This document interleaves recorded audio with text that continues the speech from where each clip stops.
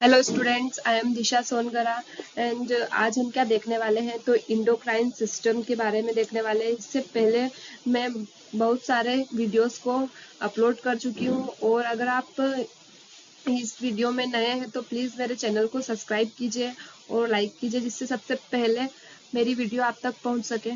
ठीक है, तो आज हम देखते हैं इंडोक्राइन सिस्टम। तो सबसे पहले हम इंट्रोडक्शन से स्टार्ट करते हैं। तो सबसे पहले ये देखते हैं कि इंडोक्राइन सिस्टम क्या होता है। तो यह बहुत सारी ग्लैंड से मिलके बना हुआ होता है। ठीक है, मीन्स जो एक कलेक्शन ऑफ ग्लैंड्स है, ठीक है, उसको हम क्या बोलते हैं तो इंडोक्राइन सिस्टम। और ये वाइडली सेपरेट होता है, ठीक है, बॉडी में। और साथ ही इसका कोई फिजिकल कनेक्शन नहीं होता है किसी से। ठीक है, देन ये कैसा होता है तो ये leg duct means duct less होता है। ठीक है, they lack duct and are hence called ductless gland means जो केमिकल ये सिक्रीट करता है उसके लिए कोई डक्ट की रिक्वायरमेंट नहीं होती है। ठीक है, और इस टाइप के केमिकल्स को हम क्या बोलते हैं तो इस टाइप के केमिकल्स को हम बोलते हैं हार्मोन्स। ये क्या करते हैं तो ये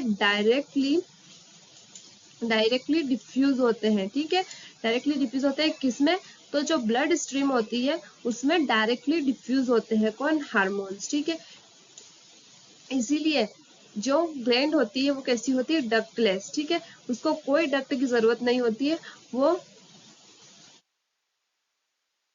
अपने केमिकल्स को अपने टारगेट एरिया तक अपने रिसेप्टर तक पहुंचा देती है। ठीक है, देन अब हार्मोन क्या होते हैं तो hormone is an non nutrient chemicals. ठीक है, ये कैसे केमिकल होते हैं नॉन न्यूट्रिएंट्स है।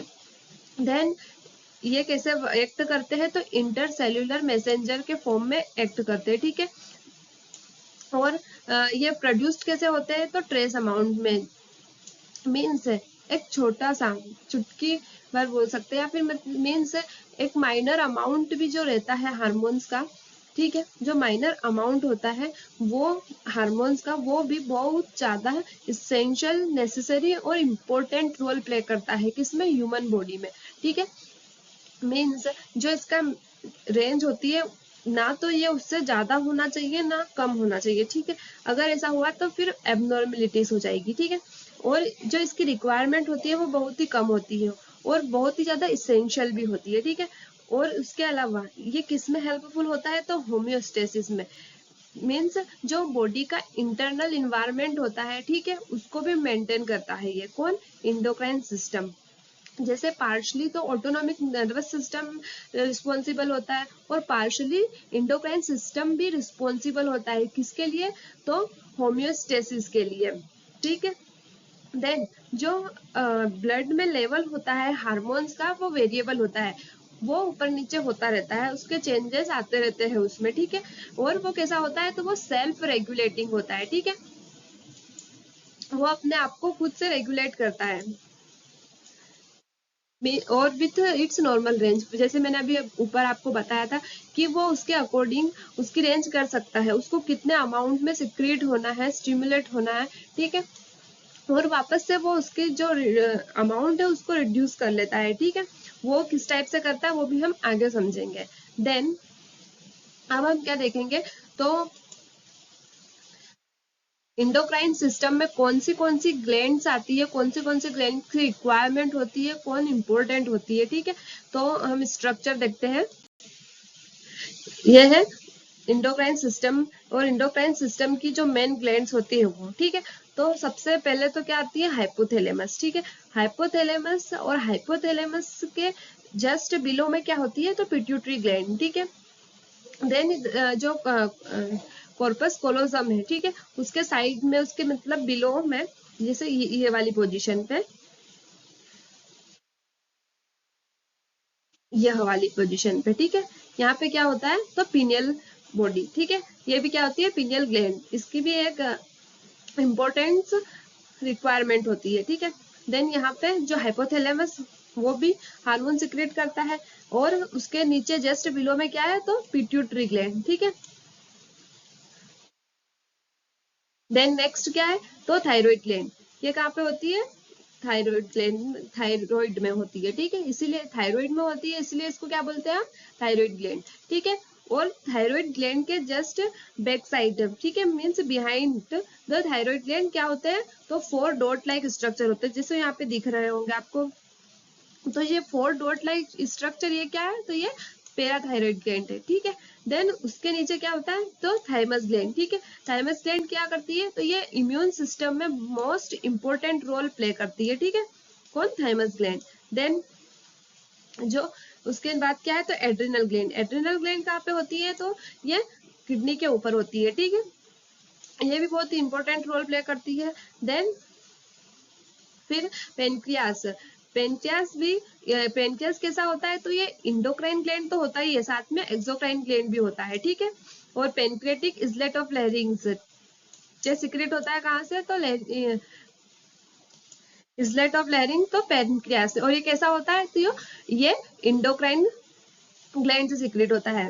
देन फिर ओवरीज इन फीमेल्स, ये भी कैसे होते हैं, तो ये भी इंडोक्राइन ग्लैंड की तरफ वर्क करते हैं। देन टेस्टिस इन मेल, ठीक है, ये भी कैसे वर्क करते हैं, तो इंडोक्राइन ग्लैंड की तरह, ठीक है।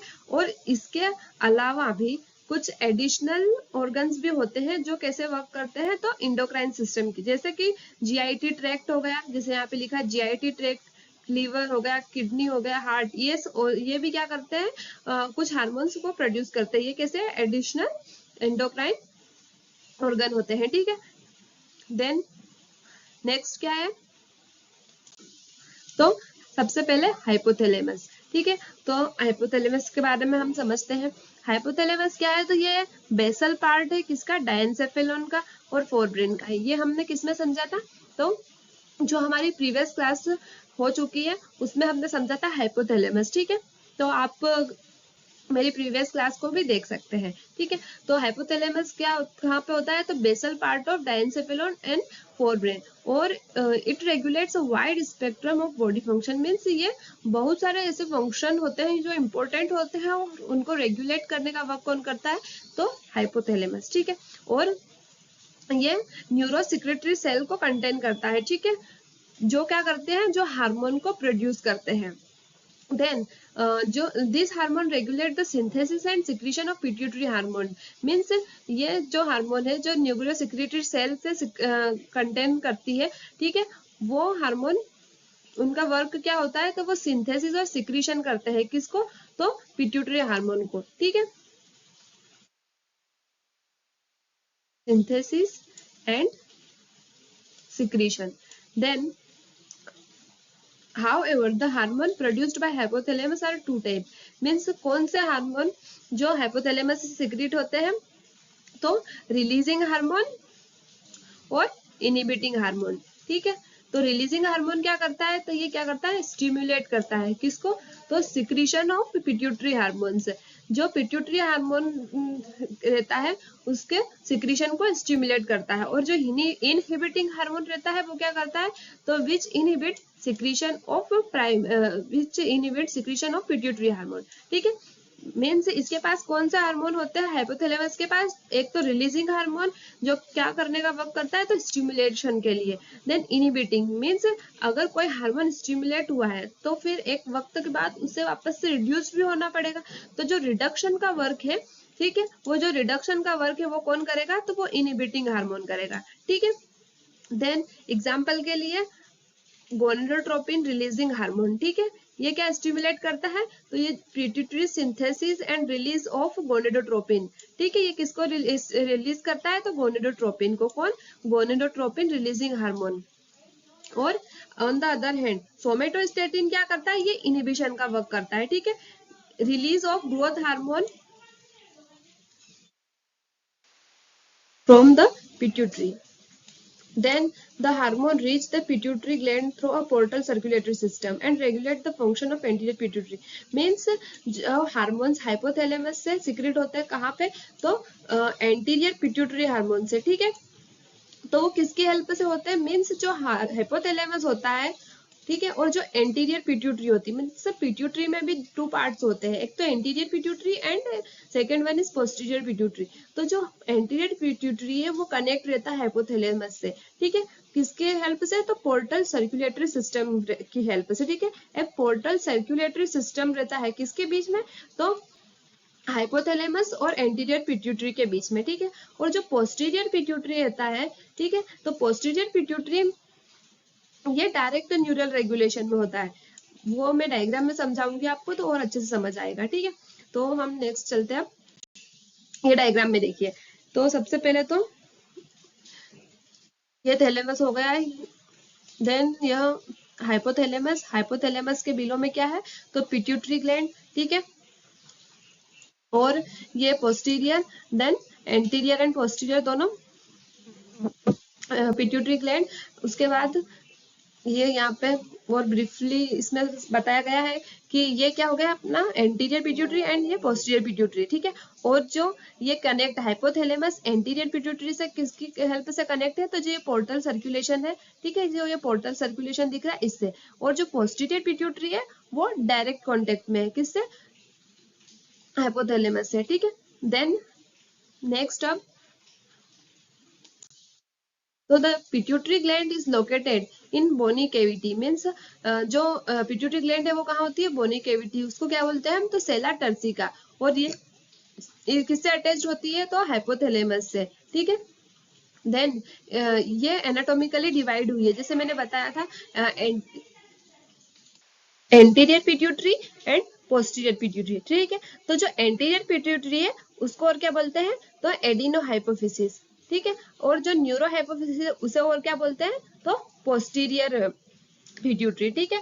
तो जो एडिनो हाइपोफिसिस है उसको और टू पोर्शन में डिवाइड किया गया है। फर्स्ट है pars distalis and second one is pars intermedia, ठीक है। तो जो पार्स डिस्टेलिस है, जो मेजर अमाउंट ऑफ हार्मोन्स है वो कौन सिक्रेट करता है? Pars distalis. और जो पार्स इंटरमीडिया है वो केवल एक ही टाइप के हार्मोन को सिक्रेट करती है, मेलेनोसाइट ओनली, ठीक है।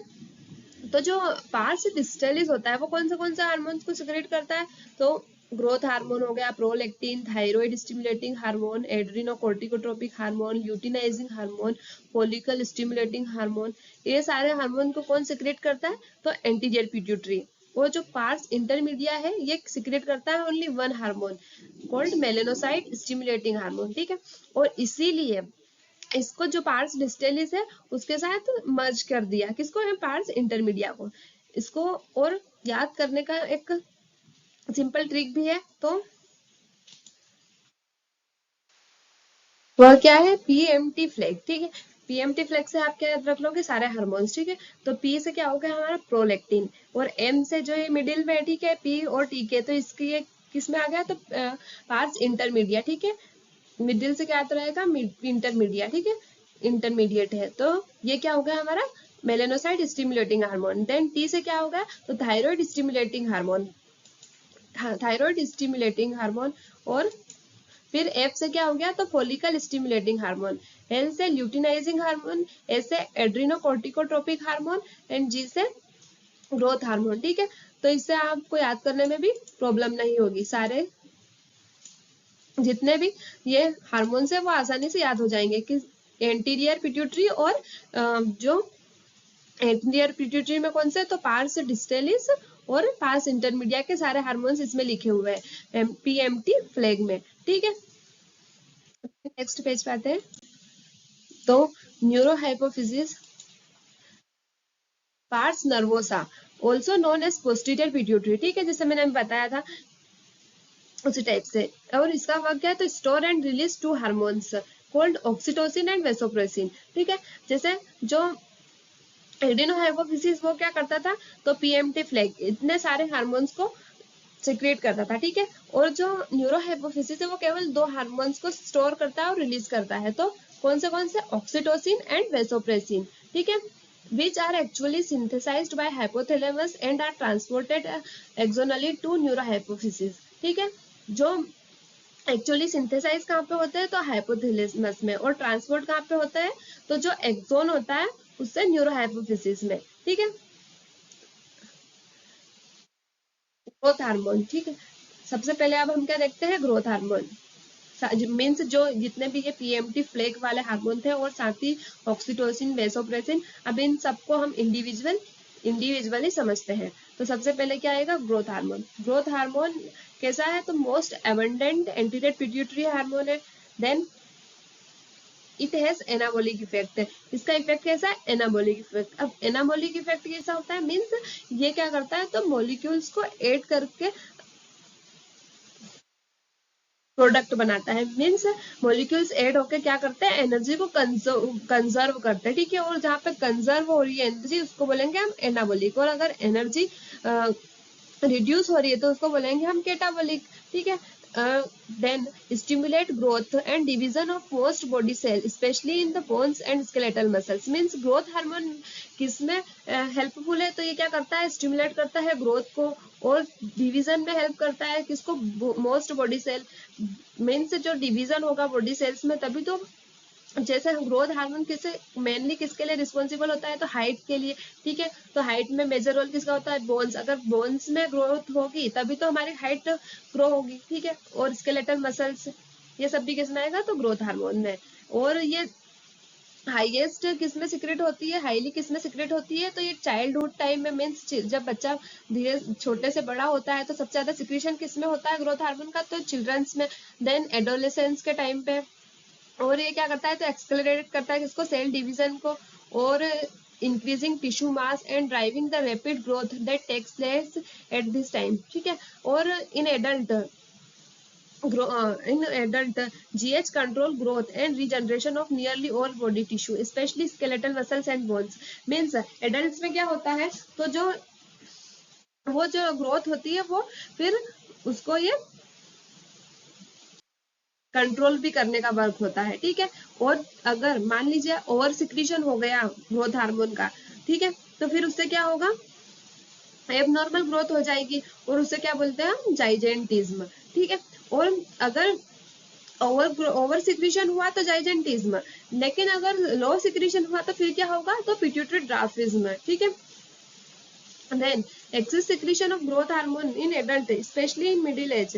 मीन्स ग्रोथ हार्मोन का एक्सेसिव सिक्रीशन किसमें, मिडिल एज होगा, तो उसको हम क्या बोलेंगे, एक्रोमेगेली। मीन्स में फेज थोड़ा सा बड़ा हो जाएगा, ठीक है। और ये जब ये होता है तो इनिशियल स्टेज में इसका पता भी नहीं चलता है, ठीक है। और इसके कारण बहुत ज्यादा सीरियस कॉम्प्लिकेशन भी हो जाते हैं, और प्रीमेच्योर डेथ होने का भी चांस होता है, ठीक है।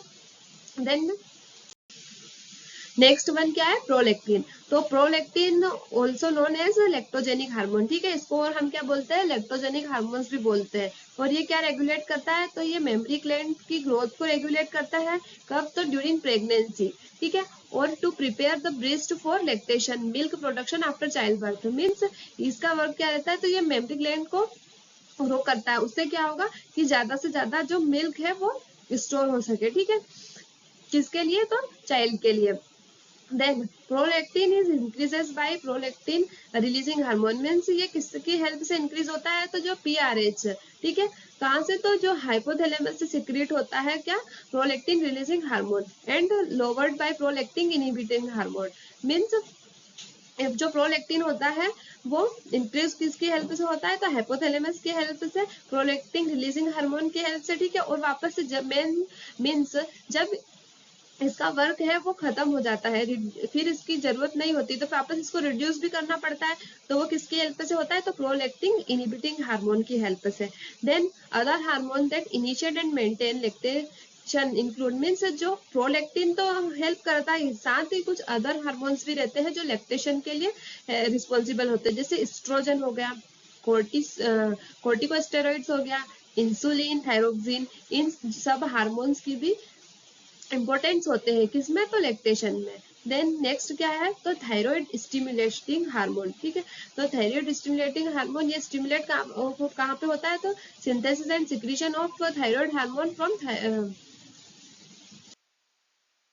मीन्स जो थायराइड स्टिमुलेटिंग हार्मोन होता है वो सिंथेसिस और सिक्रीशन होता है, ठीक है। तो कहाँ से होता है ये, तो थायराइड मीन्स जो थायराइड ग्लैंड होती है वहां तक पहुंचता है वो, तो पहले कहाँ से, तो हाइपोथैलेमस होता है, हाइपोथैलेमस के बाद फिर ये कहाँ पहुंचता है, पिट्यूटरी और पिट्यूटरी के बाद कहाँ जाता है, ये मेन इसकी थायराइड ग्लैंड होती है वहां पे, ठीक है। और ये क्या करता है, release of thyroid stimulating hormone is stimulated by thyrotropin releasing hormone. Means जो TSH होता है वो स्टिमुलेट होता है किसकी हेल्प से, तो थायरोट्रोपिन रिलीजिंग हार्मोन की हेल्प से। ये भी कहाँ पे होता है, तो मैंने अभी बताया था हाइपोथैलेमस में, ठीक है।